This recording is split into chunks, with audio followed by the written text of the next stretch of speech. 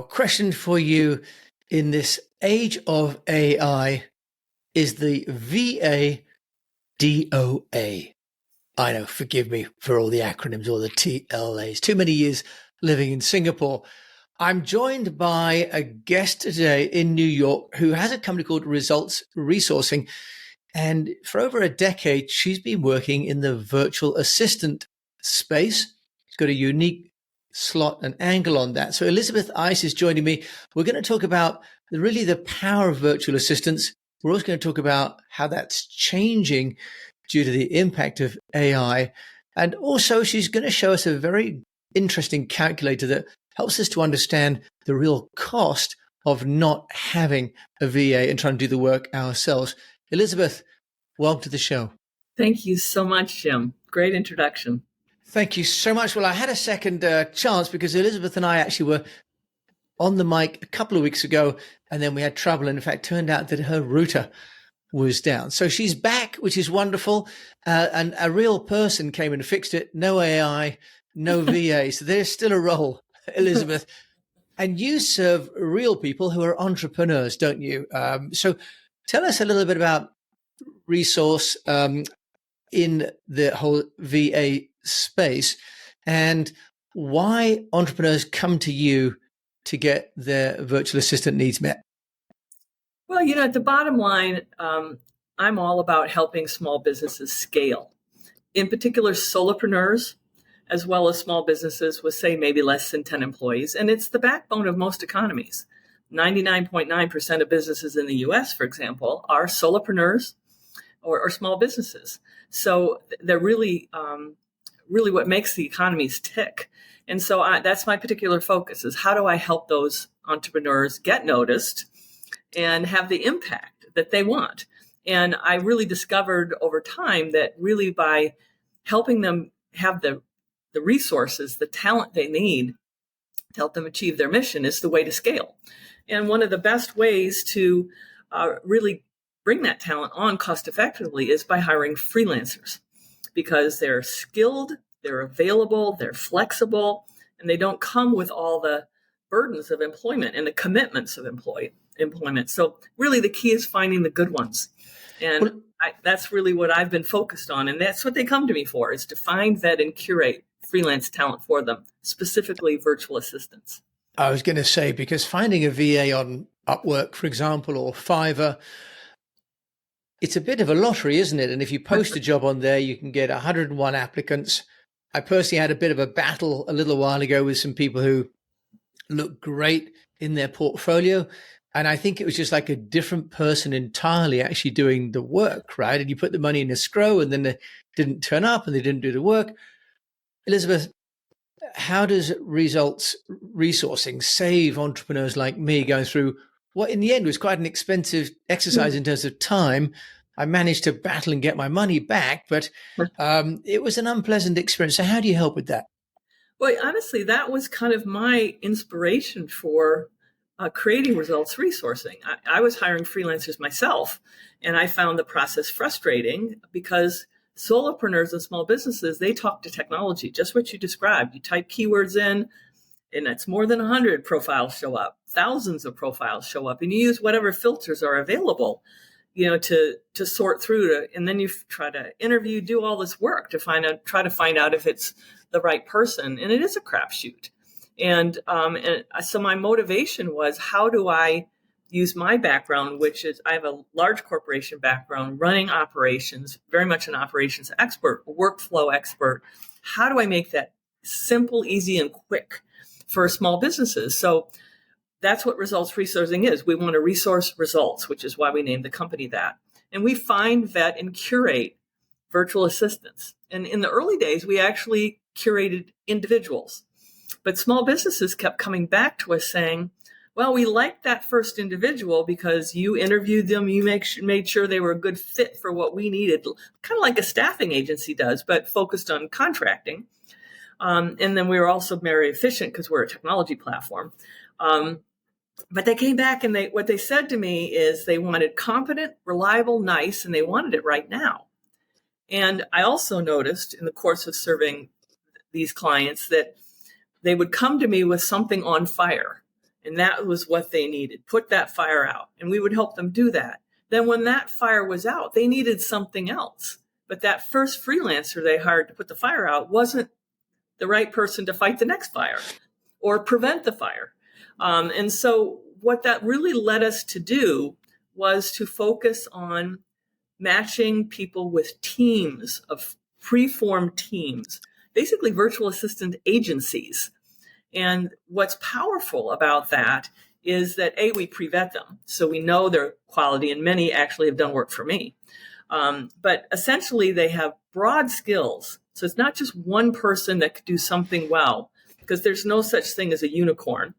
But they have separate people that are really skillful. It might be bookkeeping, CRM specialist, copywriting, blog writer, SEO, WordPress web developer. They're all on virtual assistant teams. And so as a business owner comes in, they get matched with the right team. And as their needs shift, that team understands their business and can seamlessly make the change to a different freelancer that might be needed for a short-term project. And so that it's just really a terrific way to get access to skill breadth, skill depth. And what I haven't mentioned is capacity. Because if you hire an individual, that person wants to work a reasonable number of hours every week. And perhaps they have other clients. So if you need suddenly 10 or 15 hours for a project, they don't necessarily have it. They also get sick. They want to take vacation, all kinds of things like that. And the team structure enables capacity and the flexibility of hours as you need them. So we've built a model around competent, reliable, nice, and now. We can stand up these pre-vetted teams in 24 to 48 hours. Elizabeth, you've hit on a number of different pain points for entrepreneurs like me. I've been working with the same entrepreneur or same VA who actually became an entrepreneur 2 years now, and she's wonderful. She's just taking maternity leave, and she's hired a new person. Then there's been the training and the pain of that. And then if I want to scale, if I had my own company, I'd be hiring and training, and then those people would be training.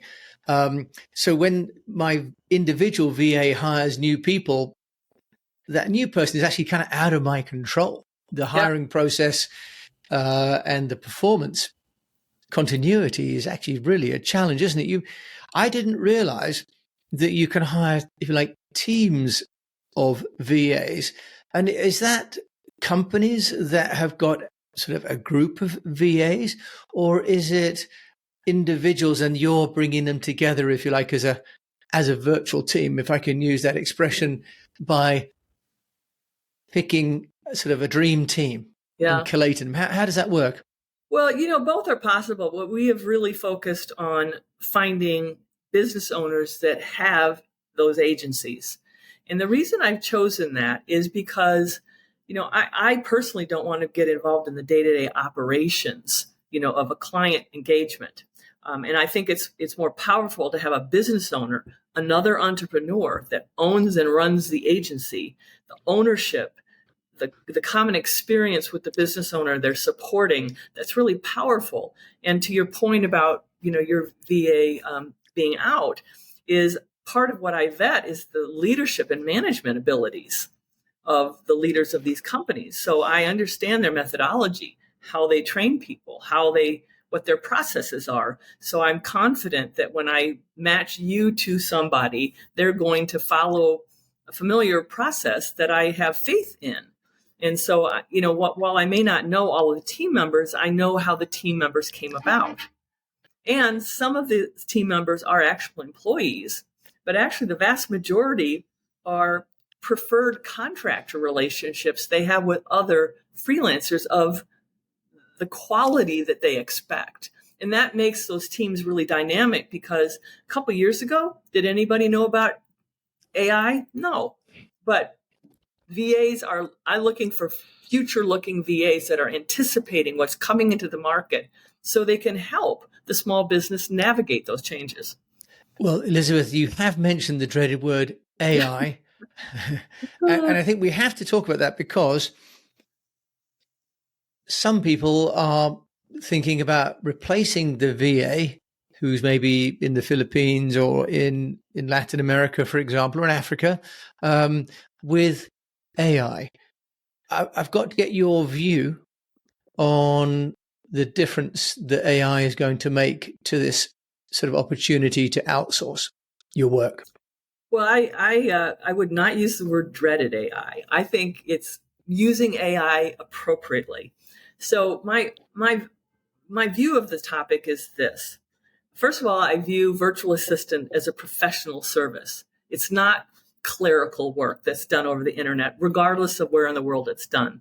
You know, what you're looking for are professionals that you can have confidence in, trust in to do your work, because virtual assistants are great at backroom support, but if your operation doesn't work right or is unprofessional, it's going to affect your brand and your business. So it's very much a professional service. And I think that people need to expect more from the virtual assistants they hire. And if you hire a better quality virtual assistant, there's less management because they're going to have a sense for your brand, your process, your values, whatever it might be. So back to the AI question, I think about virtual assistants, as a spectrum. And on the low end of the spectrum are task-oriented work, a workflow, data entry, stuff like that. And that's a lot of work that's often been outsourced overseas because the labor is less expensive. And on the other end of the spectrum is outcomes-based virtual assistants, which is really where I'm focused, because that's the work that will help an entrepreneur to scale. Somebody that's creative, a critical thinker, that will think outside the box, but still check in, and do work as requested. But it's very much, there's a lot of ownership of the results and very professional. So back to AI, what I see happening, and in fact, as I believe I mentioned to you earlier, if you type into a chat GPT, what's a virtual assistant? They're going to tell you a digital virtual assistant. And it's Microsoft, Amazon, Google, and Apple. And people don't even think twice about Alexa or Cortana or Siri, but those are digital virtual assistants on people's phones or in speakers or whatever it might be. And it is a multi-billion-dollar opportunity for these big companies. And they're the ones with the money to invest truly in AI and, all the chips and the training that's required. Well, I think what's going to happen is those digital AIs are going to become more and more powerful, and they're going to take over the lower end of the spectrum. The task-oriented stuff, workflow, that's all stuff that computers are great at, because at the end of the day, no matter how you personalize AI, it's a computer, and it is following programming instructions, and it's going to use the information it's trained on. And there's some interesting things happening in that arena. But back to, I don't think human virtual assistants are dead on arrival, because there's always going to be that frontier where you need a human to step in and fact check, or frankly, even to ask the right questions of AI. Because if you don't ask the right questions, you're not going to get the right answers. So I think there's I think it's the power is in the two combined. And it's knowing when to use AI for efficiency and to gather the broadest set of information to make decisions upon. But ultimately, I think that's the human sorting through all that and to hand it off to the entrepreneur to decide. Well, I think also, as you've mentioned, AI is great at doing tasks, but if you're growing a business, your management of those individual AI bots can actually become quite overwhelming. And it's possible to take a huge amount of time to try and train these bots and other tools, isn't it? And still not get quite what you're looking for. Elizabeth, what about the opportunity cost that you sometimes talk with entrepreneurs about? Because there is a strain in all of us. This is like, I just do it myself. I've got got a couple of hours away, or I could do it this weekend when no one's watching. What do you do for entrepreneurs that are struggling with the concept of using VAs? And I think your concept of using teams is really good, because it makes it seem less tactical and more structural in terms of how you want to build your business rather than just solve a particular task. We'll be back after a quick break. Would you like to double your salary without starting another business? The easy way to do this is to join the board of another company. You get well paid for a part-time role. You get all the credibility that comes with being a board member. Plus, you get to hang out with some very cool people and learn how other businesses are dealing with their problems. If you'd like to know more, if you'd like to learn how you get your first board seat within 60 days, just click on the link below, as Unnoticed is a gold sponsor of our summit, so you get free tickets. Enjoy. I'll see you there.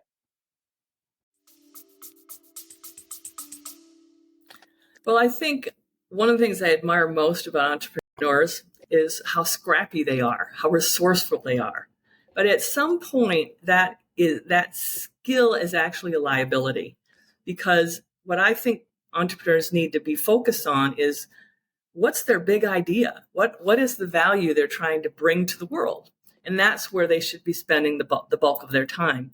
So we actually developed this little tool called the ROI of time calculator, because it helps people to actually put a number to the value of their time, because time is finite. And, you want to spend it a number of different ways on your business, but also in your family or relaxing, whatever it might be. All those things are important to a healthy human being. And so with the ROI of time calculator, it'll be in the show notes. So welcome anybody to use it. But basically it starts with what's an hour of your time worth? And no one ever says $10.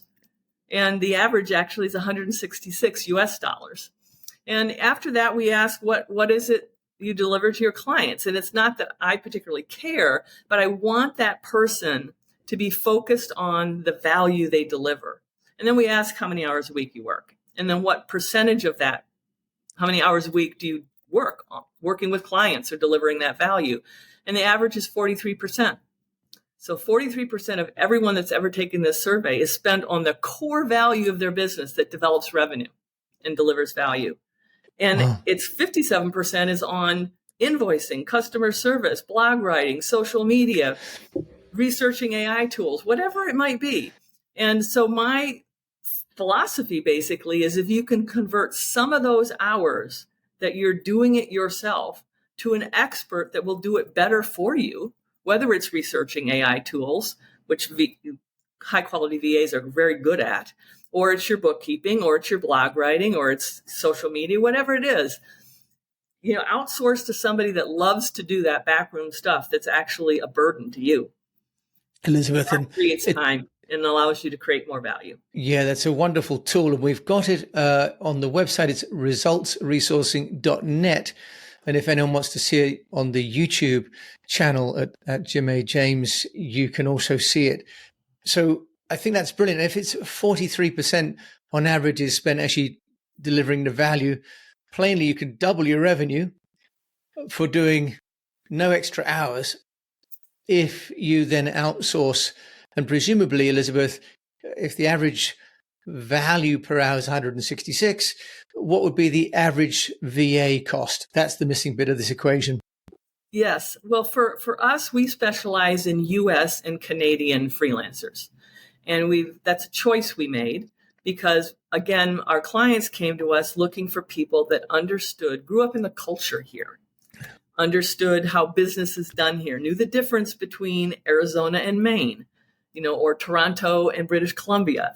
And it's not a matter of intelligence, and tons of people speak and write English super well all over the world, but it's just like I wouldn't be particularly effective in the Philippines or in Africa. I mean, it's just the nature of the beast. And so that's, so our focus is there, and the talent is higher price. Our basic virtual assistant rate for our basic program is $45 an hour. So it's more than, offshore, but you get a different value proposition, an outcomes-oriented value proposition. But even at $45, if you compare that to 166, that is the margin you can capture by converting more time. And that's how you afford a virtual assistant. Because a lot of people do say to me, I don't think I can afford it, but they need to take that leap of faith that they can convert those DIY hours into delivering revenue. When I think also what you've identified there is that a VA isn't necessarily a low-cost replacement.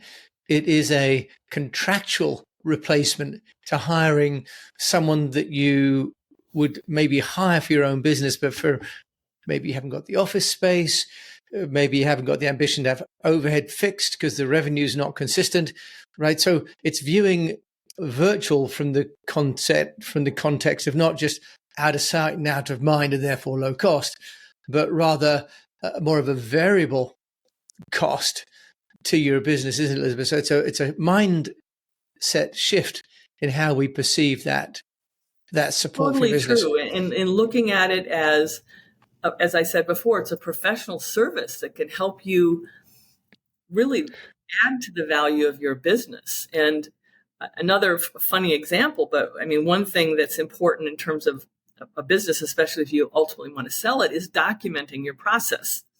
That's a business asset. But most people will tell me, I'm not process oriented. Well, a VA is. They will literally interview you to get your process ideas into some sort of a document. And then you've got it. Makes it easier then to choose tools, to delegate. I mean, it's just, to me, it's a perfect circle of how VA skills complement the entrepreneur that wants to focus on that unique value they deliver to the market. Yeah, that's wonderful. And you use VAs with a tool like Loom, for example, to record. Why don't we just think then about how an entrepreneur best manages the VA? Because at Results Resourcing, you help to find that VA individual or team. Are you then managing the workflow between the client and the agency, or is the client needing to use a tool, whether it's Asana or Zoho Projects or something like that, Monday, any one of these many platforms? Just tell us, how does that work? Because I think for many people, adding VAs sometimes can take as much time as not having them, because you end up with more systems and you have to do more documentation and more meetings to train them. So do you want to just tell us what makes an effective working relationship? What should be in place? Well, those are all problems that crop up all the time. And to me, the secret is picking the right VA. Because if you pick the right VA, they will know the business skills that you need. They will know the tools that you have, if you have a CRM system or don't, a mail newsletter system, and whatever systems you have. And you don't need to have an Asana, to manage a VA. It can. To me, it's humans, it's talking, it's meeting regularly, it's clearly articulating priorities. And frankly, the VA will onboard the client. They support so many clients professionally, they've got processes for onboarding. So even if it's an entrepreneur's first time, they're working with an experienced virtual assistant team that does this all the time. And so there's a process that they follow to clearly get the work plan together, to meet regularly, to send invoices that are clear. So there's line of sight between the work that was done to the invoice that they get. I could go on and on, but at the heart of it, it's a communication. It's not a tool. And then you use tools to document and drive results, but it's not required to do all that. But you do raise a really good point that in the DIY world, entrepreneurs will see ads for this, and it's a silver bullet for everything. But then you end up having 10 silver bullets, and which one do you use? And so, a lot of times a good VA team will help you sort through that and even consolidate your tools. And many people come to us with, say, a CRM system, and they have it set up to the bare minimum. And what the VA team can do is help you optimize that. So now you're leveraging the contacts in that system. You've built workflows with the help of the VA team to send mailers out, to follow up with clients, to all sorts of things these systems can do. So you don't necessarily need another new tool. You need to optimize the ones you already have, or buy one that will really help set you up for success. And since VAs do this all the time, they're familiar with the tools that work the best and what the problems are and the insights for how to take them to that next level. And I think also what you're identifying there really is that the VA can be a guide as much as the recipient of the work, because my experience of exporting work to Asia and the Middle East has been very much that I have to in a way, have a junior member of staff. And I used to run a company in Singapore, China, and India, and I had layers of management. And I didn't really get involved in what the junior staff were doing after a few years. You have people in between. And I found the frustration with the VAs that I found on Upwork, for example, was that I was back to managing what felt like very junior members of staff. And that's exactly what they are. And again, that's one of the reasons we've emphasized outcomes-oriented professionals as well as U.S. and Canadian for our market, because it doesn't require that level of management. They know how to manage. They run a business themselves. They are entrepreneurs. So they, in a sense, are standing in that client's shoes, and they're supporting multiple clients, and they've got really this broad base of experience to draw upon. And the goal is to minimize the non-productive, non-revenue generating management time. So it's just more collaboration time and making sure that work's getting done the way the business owner wants. That's really a revelation, to be honest, Elizabeth, because VA for me had always been a bit of a slippery slope. And I'm sure for many people listening to the show, we've almost now got to the stage where I, after my last experience, said, I'm not going to hire a VA. I'm only going to use AI because I can find an AI tool somewhere that does 80% of what the VA was doing. But seeing it as a strategic partner that can take operational parts of the business away from me is an entirely different way of viewing the VA experience.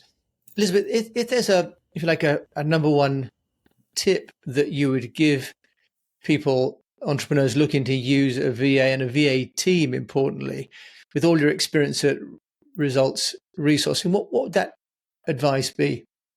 Well, I think it goes back to the value of time and really taking a hard look at how you're spending your time and letting that be the driver of some of your decisions. Because if you want to scale your business, you can't do it yourself. Or if you've got one or two people, you've got to be able to grow that in a sustainable way, in a way that's got resources you can count on as you grow. And so I think doing that, they're gonna come up with a cold hard fact that they're not spending enough time growing their business. They're doing all this other stuff because they technically can do it.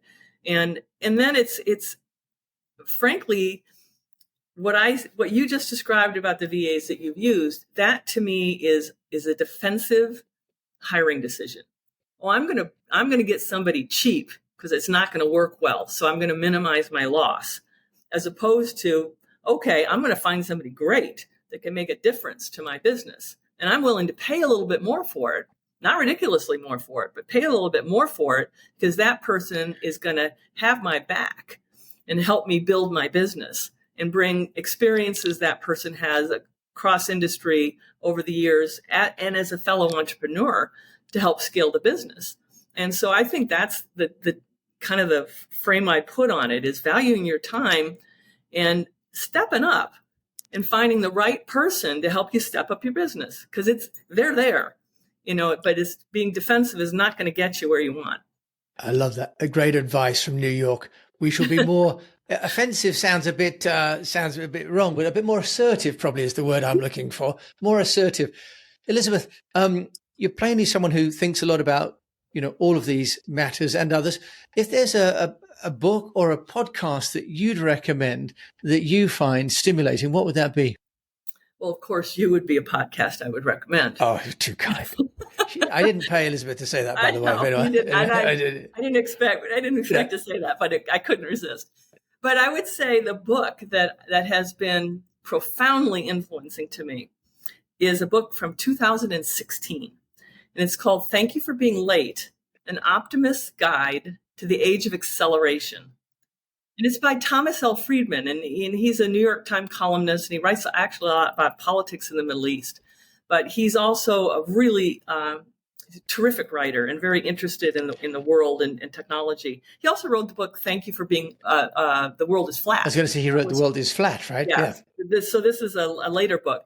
But there's two things about the book that I found so inspirational. The first is that he talks about the best entrepreneur that he knows of, and that's Mother Nature. And Mother Nature just adapts, doesn't judge, just adapts. And whether we like the human impact on the planet or not, Mother Nature is not judging. Mother Nature is just adjusting. And I think that's a great lesson for entrepreneurs, because the world's always changing. We don't control. And it's like, okay, if we're purposeful about whatever we do, how do we deliver on that purpose, no matter what's happening around us? So that's lesson number one. The second really leads us back to the AI question, because again, bear in mind, this book was written in 2016, but early in it, he talks about this interview with Astro Teller of Google at the time. I don't know if he's still there or not. And he basically put it on a napkin, the age of acceleration. And so there's a chart, and the upward curve is what he called technology, which would equate to artificial intelligence, because it's all these things are artificial computer systems that produce results. And then on the lower axis was humans' ability to adapt to technology. And it's not a flat line, but it doesn't keep pace with the age of acceleration. And so what he talks about is, if this steep, hockey curve is artificial intelligence, then that delta between that and a human's ability is what is the opposite, intelligent assistance. And that's what I'm all about, is I want to provide intelligent assistance, which only can be provided by flexible, creative, problem-solving humans to fill that gap. So that was one of the things that inspired me at the very beginning. In 2016, I read that book. I started my company and launched my platform in 2017. So Elizabeth, that's a fabulous book. Elizabeth, thank you for that. Well, and we were saying at the beginning about how to pronounce your surname. It's Ice, E-I-S-S. And you are as cool as ice. Thank you for coming on the show. If we want to find out, where can they get you? Obviously on resultsresourcing.net or .com. It works both. And the easy way to remember that is because we resource results. That's why we named the company that. I'm also on LinkedIn. Happy to see you there, and would love to. We always start with a free consult. So whether you choose to work with us or not, I love helping entrepreneurs figure out how to scale. So please connect and let's have a call. Elizabeth, thank you for connecting with me and coming on the show. Thank you so much for joining me today. Thank you. Well, we've been all the way to the Big Apple to talk to Elizabeth Ice, and wonderful as well. And for me, really a mindset shift about VAs not being a low cost, slightly anxiety-ridden hiring process, and really being the potential to being a variable contractual arrangement with professionals. And I think that's a great takeaway, and that those people will be essential with AI or not AI, because business will always need people to solve problems, just like Elizabeth needed someone to come and fix her router for her a couple of weeks ago. Right. Thank you for joining me, Jim James, on this episode of The Unnoticed Entrepreneur. If you've enjoyed it, do please leave a review on your player and do share it with a fellow unnoticed entrepreneur, because we don't want to let any entrepreneur go unnoticed. Until we meet again, keep on communicating.